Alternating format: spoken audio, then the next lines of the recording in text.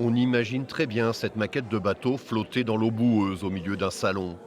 Ce réveil indique encore 15 ans plus tard l'heure du drame. Et puis, il y a ces deux flacons de parfum rescapés, cette robe de mariée. C'est celle d'Elisabeth Tabary.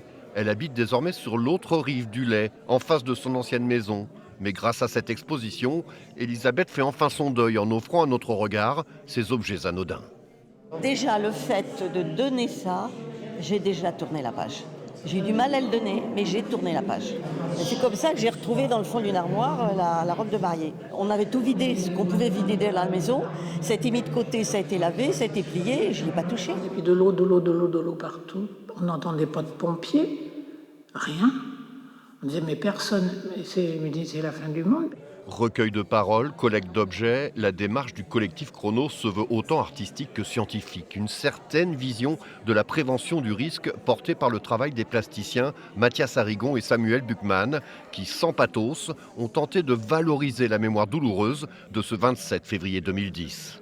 Ce qui est important, c'est d'éviter que ce soit trop spectaculaire et que même il y a des choses effectivement effroyables qui se sont passées pendant les événements de Xintia.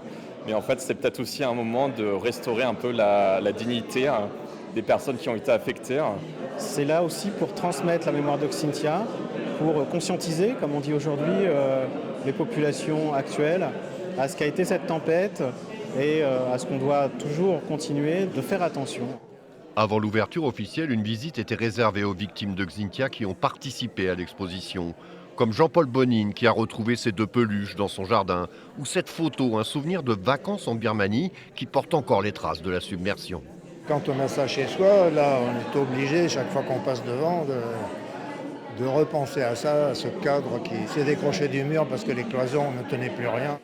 Xintia, les objets de la mémoire, une exposition à découvrir jusqu'au 8 janvier au Centre Intermonde de La Rochelle.